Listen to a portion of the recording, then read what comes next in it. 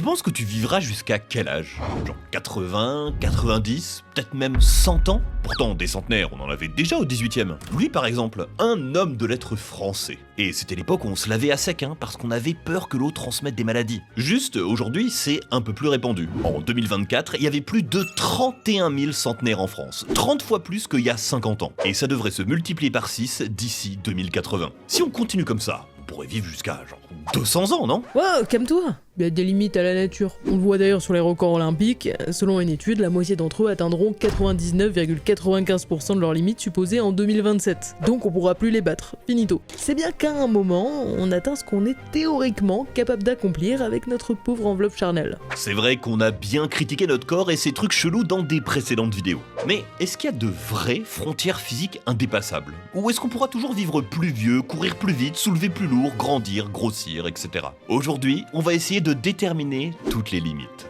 Quel est l'âge maximal d'un homme? Alors là, Meili, désolé, mais c'est toi qui vas t'y coller. Les femmes vivent plus longtemps que les hommes. Celle qui détient le record, c'est Jeanne Calment, 122 ans. Actuellement, c'est une Britannique de 115 ans. L'homme le plus vieux a 3 ans de moins. 90% des super centenaires seraient des femmes. Mais pourquoi ? C'est à cause de la génétique. J'ai cru lire que le fait d'avoir 2 chromosomes X était beaucoup plus pratique. Si l'un des deux mute, augmentant le risque de maladie, le deuxième prend le relais. L'homme, lui, n'a qu'un seul chromosome X et ça influerait donc sur sa santé. Ouais, mais pas que. Il y a les hormones aussi. Les œstrogènes protégeraient des maladies cardiovasculaires, à l'inverse d'un taux élevé de testostérone. Mais il y a aussi des explications sociales. Les hommes ont plus de comportements à risque que les femmes. Et c'est pas juste, on fait des conneries parce qu'on est jeune et teubé. La consommation de tabac ou d'alcool, la conduite en voiture, plus d'hommes dans les métiers dangereux comme le bâtiment ou l'armée, et un refus de consulter le médecin parce que on est fort et qu'on n'a pas besoin de ça, gros. C'est pas juste une généralité, c'est des stats qu'on observe. Que l'on prenne la population par âge ou l'espérance de vie à la naissance, les femmes sont plus avantagées que les hommes. Ok, donc plus de chances si t'es une femme de vivre vieux, vieille du coup, et c'est pas tout. L'endroit où tu vis compte aussi. Est-ce que tu connais les zones bleues? Des régions du globe concentrant le plus de centenaires. Sardaigne, Grèce, Japon, Nicaragua, Costa Rica, etc. Mais comment ça se fait? Des régions montagneuses, un climat plutôt ensoleillé et chaud, idéal pour l'activité physique, des petits villages, voire des îles, mais jamais de grosses agglomérations. Une alimentation pauvre en viande, même si certaines mangent du poisson, et riche en légumes, fruits et céréales complètes. Et surtout de l'activité physique régulière, marche, vélo ou travail au champ. Et une vie sociale active, intégrée à la communauté. Ça aide à gérer le stress et à réduire les états dépressifs. Tout ça, c'est hyper important pour la longévité. Parce que des études ont calculé notre âge maximal, et spoiler, on est tous proches. Depuis le 19e siècle, notre espérance de vie a augmenté. Si tu reprends Jeanne Calment, à sa naissance en 1875, son espérance de vie n'était que de 43 ans en moyenne. Pour les enfants qui naissent aujourd'hui, c'est quasiment le double. Mais depuis plusieurs années, on stagne. Son record de 122 ans n'a toujours pas été battu. C'est parce que l'âge limite selon la science ne va pas forcément plus haut, entre 120 et 150 ans. Il y a une limite naturelle à tout ça, qu'on appelle l'homéostasie, la capacité de ton corps à se remettre après un choc, un stress ou une maladie. Et ce temps de récupération augmente avec l'âge. De 2 semaines à 40 ans, on passe à 6 semaines à 80. Donc à un moment, ton organisme lâche. La loi de Gumpert a montré que le risque de décès double tous les 8 ans chez l'adulte. Imaginez avoir un cœur mécanique, les remèdes contre tous les cancers, filtrage du sang, thérapie génitive, environnement stérile, observé par des médecins 24 heures sur 24, vous finirez quand même par mourir. Vous perdriez la mémoire, vos artères finiraient par fuir, vos os fondre et votre système immunitaire s'autodétruira lui-même. Les reins, foie, poumons ne sont pas remplaçables par la technologie tant ça joue au plus petit niveau biologique. Sans compter la douleur persistante d'un corps en ruine qu'on empêche de mourir. Si ça vous intéresse, nos collègues de chez Science Trash ont fait une vidéo complète sur le sujet. Du coup, je me suis dit que si je voulais avoir une chance contre toi, faut que je fasse du sport et que j'ai une bonne alimentation. Alors, à la poubelle les sodas. Tu sais ce que je vais te dire. Que Oli est la solution game changer. D'ailleurs, la gamme hydratation, ça fait du bien après m'être défoncé sur le vélo. Si j'ai besoin d'un coup de boost, je prends un shaker d'énergie. Leur caféine micro-encapsulée avec un effet longue durée, ça fait une grosse diff. À 4h, si je stream, je me fais un iced tea thé vert citron matcha menthe riche en antioxydants et en fibres. Bon, ça me met très bien. Puis si j'ai envie de me faire un petit film d'horreur le soir, alors milkshake crémeux. Mais pas avec du lait de vache, je suis pas un bébé moi. Je préfère le végétal, comme tous les adultes responsables. Mais j'ai encore un doute sur ma saveur préféré. Pour ça, tu le sais, il y a le pack découverte de luxe avec ses 57 portions modulables selon tes envies. En ce moment, il y a une offre de fou, 49,99€ si c'est ta première commande. T'inquiète, j'ai déjà commandé 3 camions de stock qui arrivent. J'ai même pas besoin de ton salaire avec nos codes promo. Trash5 pour 5€ sur la première commande, Trash pour 10% sur toutes les suivantes. Toi aussi d'ailleurs, check le lien en description. Quelle est la taille maximale d'un homme ? On a gagné 10 cm depuis un siècle. Au sommet du monde, les Néerlandais, 1,82 m pour les hommes. Ça, c'est grâce à plusieurs facteurs. La réduction des inégalités sociales, par exemple. En Espagne, de 1850 à 1950, on pouvait voir que les enfants analphabètes étaient plus petits en moyenne 1 cm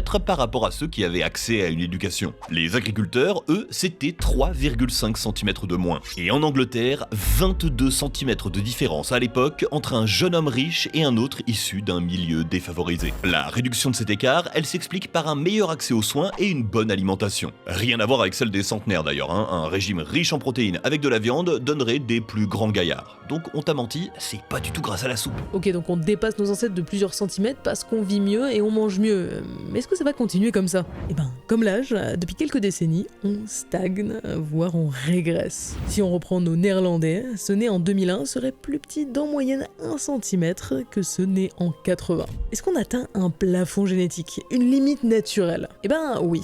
Cette limite, c'est la loi des carrés et des cubes. Si on double la taille d'un objet sans changer sa forme, sa masse, elle, augmente bien plus vite. Sa valeur est multipliée au cube.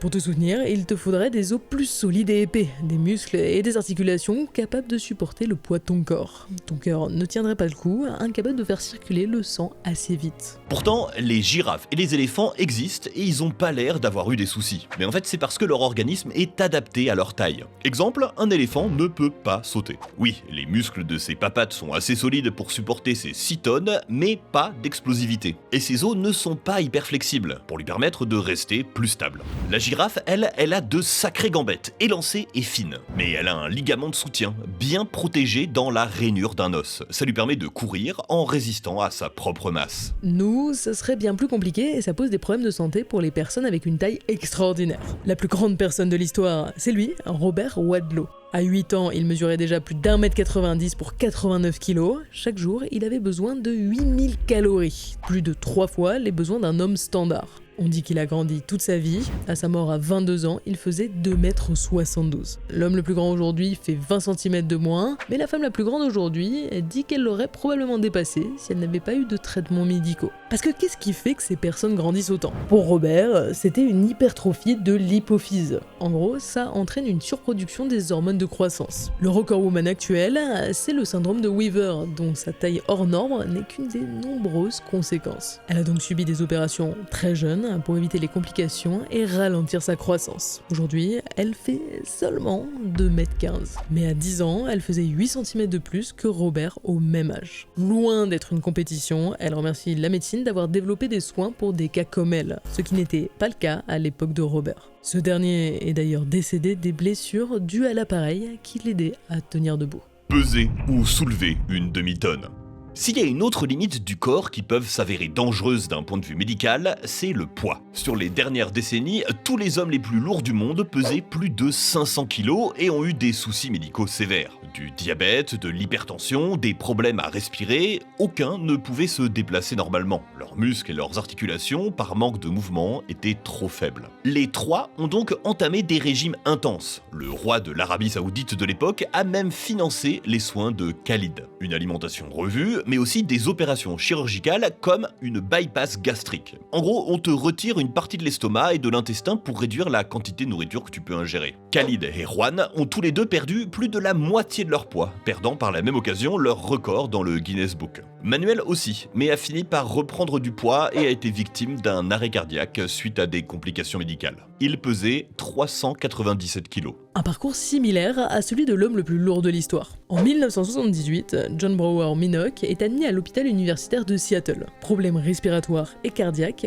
dû à l'œdème sévère qui l'a amené à faire de la rétention d'eau et à gonfler. Il pèse 635 kg. 2 ans de diète à 1200 calories par jour et le voilà à 216 kg. Mais son œdème restant incurable, il en reprend le double, donc 90 kg en seulement une semaine. Il retourne à l'hôpital où il finit par mourir d'un arrêt cardiaque. Il pesait 362 kg. Tout comme la taille, la limite de notre corps sur notre poids semble être dictée par ce que notre organisme est capable de supporter. Mais il y a une limite qui, elle, est théoriquement infinie, et c'est le poids que l'on peut soulever. Le record en championnat, c'est 500 kg, une demi-tonne. La pression dans le corps est telle que des vaisseaux sanguins éclatent dans sa tête et son nez se met à saigner. Il s'écroule après l'effort.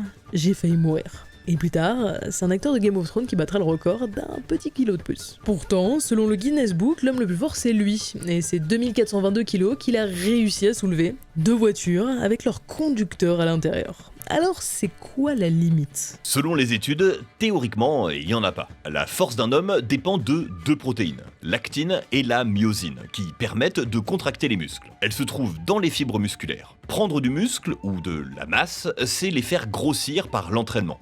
D'autres critères peuvent rentrer en jeu, comme la génétique, mais plus tu soulèves, plus tu deviens fort. Donc, pour connaître la limite max d'un corps humain, il faudrait t'entraîner de façon continue. Et c'est là que ça devient intéressant. Une partie de ta force réside aussi dans la capacité de tes muscles à résister à la douleur. Or, on a une sorte d'inhibition neuromusculaire qui nous permet de tout lâcher pour éviter qu'on se blesse. Donc ça serait plutôt ça la limite, notre cerveau. Or, cet aspect psychologique peut aussi être renforcé. Des scientifiques ont pris 2 groupes. À l'un, ils leur ont demandé de se visualiser en train de soulever 110% de leur poids au-dessus de leur tête au moins 5 minutes par jour. À l'autre, rien. Au bout d'une semaine, le premier groupe avait eu de meilleurs résultats que le second. 4,5 à 6,8 kg soulevés en plus, contre seulement 2,2 kg pour les autres. Tout est dans la tête, c'est que du mental. Enfin, pas que, Dans le cas d'Eddie Hall, on voit que même un corps entraîné peut craquer. Le record du Guinness Book, lui, ne s'est ni fait dans les mêmes conditions, ni avec le même mouvement. Et ils n'ont pas non plus fait de série de 5 répétitions.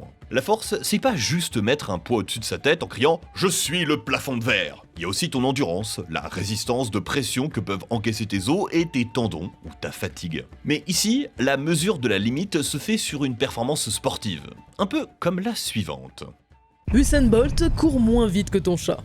Et c'est pas une blague. 100 mètres en 9 secondes 58, c'est son record du monde en 2009, invaincu à jour. Si on fait le calcul, ça fait environ 44 km/h, la vitesse la plus rapide courue par l'être humain. Ça reste plus lent que la vitesse de pointe d'un chat domestique à 48 km/h, et on est vraiment pas loin, il y aurait pas moyen de le dépasser avec encore un peu plus d'entraînement? Il y a 2 limites à la vitesse maximale, la résistance à l'air et l'inertie. La première, c'est tout ce qui s'oppose à toi quand tu cours, d'où l'intérêt d'avoir un corps aérodynamique comme les félins. Nous, une fois redressé, notre torse se prend tout et il fait plus d'efforts. La seconde limite, c'est l'inertie. C'est la résistance d'un objet qui passe d'un état de repos à la course. Et plus t'es grand, plus t'as une masse importante à propulser pour atteindre ta vitesse de pointe. Alors, il y a d'autres facteurs, comme le métabolisme pour mobiliser les nutriments lors du sprint, la longueur des jambes pour nous propulser ou le centre de gravité. Donc, la biologie fait qu'on a atteint le max avec Bolt? Ouais, on brille pas vraiment dans le règne animal en termes de vitesse. Par contre, en endurance, tu savais qu'on était capable de battre un cheval à la course. Man versus Horse est une course de 34 km, où des marathoniens affrontent des cavaliers. 5 fois en 44 éditions plus précisément, c'est les coureurs à pied qui gagnent. En fait, on n'est pas top en sprint, mais en endurance, on se débrouille bien.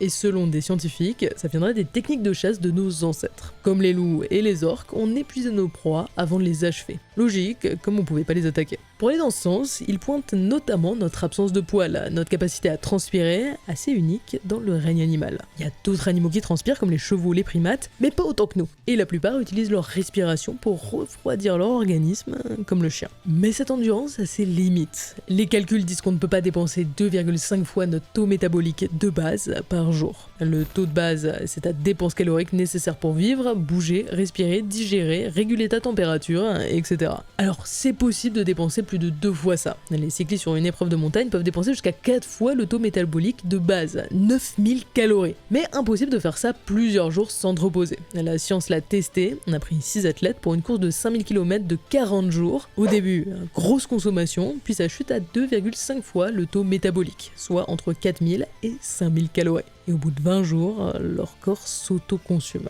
Ils ne puisaient même plus dans les calories ingérées, ils dévoraient leurs propres muscles, comme si l'organisme avait lui-même conscience qu'il ne fallait pas aller plus haut. Donc on a atteint les limites naturelles de notre corps sur la plupart des critères. Maintenant, ça va jouer sur des améliorations techniques. L'année dernière, lors d'une conférence Puma qui venait de sortir des nouvelles chaussures avec du carbone, Usain Bolt lui-même a dit que s'il avait su que ça pouvait autant impacter les performances, notamment en améliorant la stabilité et la propulsion, il n'aurait pas pris sa retraite en 2017. Selon lui, une des athlètes qui a continué après son départ a amélioré son temps grâce à ses chaussures. Une étude a calculé que lui aurait pu améliorer son record de 0,16 secondes. Mais du coup, c'est plus juste notre corps, puisqu'il y a des bonus, des améliorations. Et alors, il y a bien des athlètes en situation de handicap dont certains ont un équipement spécifique, notamment les athlètes amputés. Tu veux dire qu'ils seraient moins méritants? Allez, vas-y, dis-le. Cette réflexion, si on est aidé par la technologie, ça compte plus, elle a pas vraiment de sens.